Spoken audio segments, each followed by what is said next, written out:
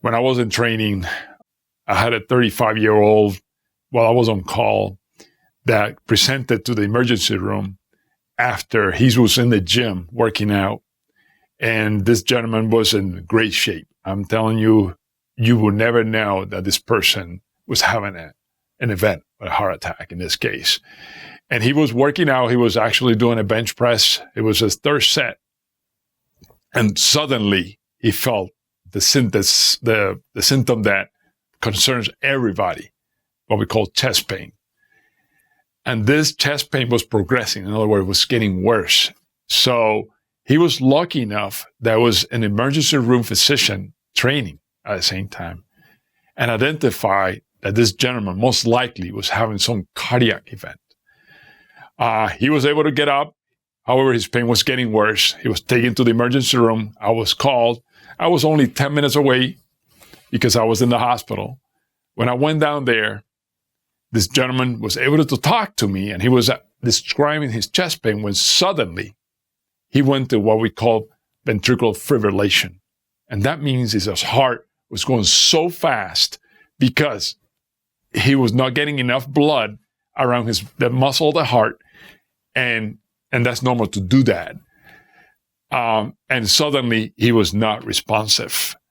So I had matter of seconds to recognize that, and then provide the treatment of that you must provide as soon as he had those symptoms and saw that was happening, which is he had to get shocked with electrical shock in order to get him back in rhythm, which I did.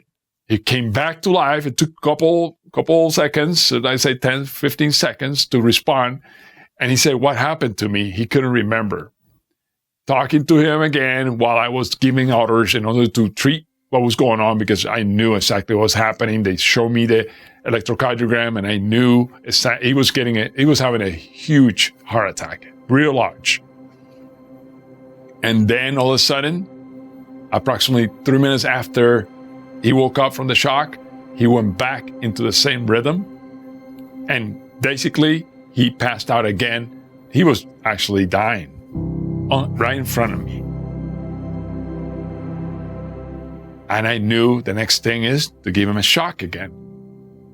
We were treating him. We were giving medications, give him a shock, because that's the only treatment for that. Ventricular fibrillation came back. At the time, I already was calling the team in order to bring him in because he needed to have an intervention. You could give medication and stuff, but you got to intervene. Otherwise, he was going to die. It was a matter of time.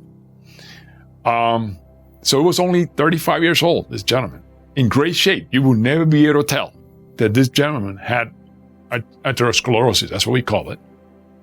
And had a rupture of that, and he had a blood clot in the coronary artery, which is the artery that supplies blood, and the main one, the big one, which call it the left anterior descending artery, which supply blood to the whole front part of the heart. And I tell you, we call that the Widowmaker. And that's what he had. We brought him to the cath lab. He had he didn't go into shock and BFib again. We call it ventricular fibrillation. And we did a procedure. It took us approximately 25 minutes to get everything resolved.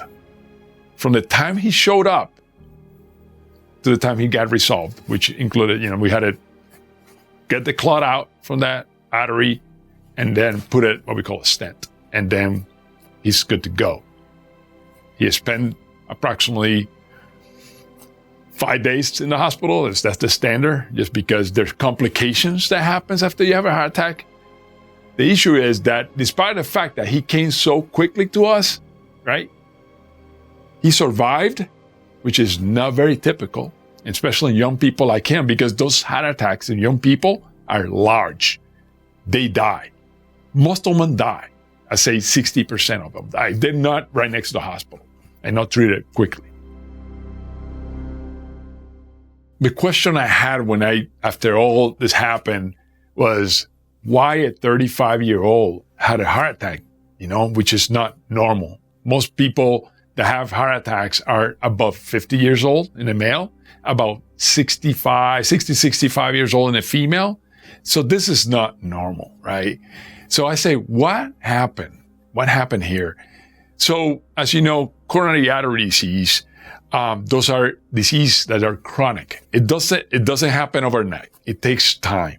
So based on autopsies that have done in young folks, specifically Vietnam soldiers that die, and all soldiers or military that die suddenly or had some type of event that they die, they get an autopsy.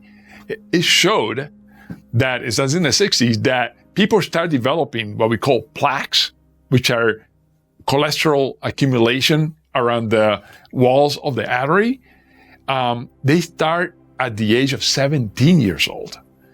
And the study has shown that it takes approximately between 15 to 20 years to develop these plaques. And you say, how come? Well, multiple factors. But it could be genetics, right? It could be that he had genetics, a risk factor because his parents die early from a heart attack, or grandparents or uncle. But that's very few people. I take less than 1%. Most people is lifestyle. And what that means is, what they've done, even though this gentleman, he lift weights, was working all the time, working out because he's a military personnel, he needs to take, at that time was APFT twice a year. But what brought that in? Why he developed this plaque? He had to have some other factors that contributed to this. And when you peel the onion and you ask the questions to the patient after you went through all this that I explained earlier, you ask, hey, what do you eat, right? In a daily basis. So when you ask him, and he told me, he likes to eat fast food all the time. Those fast food, believe it or not, they're high in fat, high in like they call ultra processed products, products that put you at risk. That's one. The other thing he told me that he did limited cardio exercise. He lived. He looked like he was in great shape, but cardio, he did the minimal requirement. And if you read the literature, it tells you that, and the recommendations are, you have to do 150 minutes a week of cardiovascular exercise, or cardio exercise. And that include walking, it could be running, it could be swimming, anything that elevates the heart rate. And you have to make sure it's moderate to high intensity. Most likely moderate, right? And how do you do that? How do you measure that? It should be 65 to 85% of your target heart rate. And how do you calculate that? You subtract 220 minus your age and multiply times 0.65, 0.85. That is moderate exercise. So if you do 150 minutes a week, which if you divide it 30 minutes 5 times a week, regularly, every day, it will decrease your risk, right? It's been studied, it's that recommendation, it's what we say. And then if you have risk factor, that's another thing that he had. He was a smoker as well. Smoking accelerates that chronic process of developing those plaques. And he was a 1 pack per day smoker. Huge. Trust me, it only takes 100 cigarettes to you start developing a lifetime, put you at risk to develop coronary artery disease. And the other thing that he had is, like I mentioned, the cholesterol. His cholesterol was out of the roof. You can tell. Especially, there's different type of cholesterol. I don't want to go into like the too details again. I want to make sure you understand, but you have to measure that sometimes, right? If you have bad eating habits, most likely your cholesterol is not up to par, right? So you have to check it.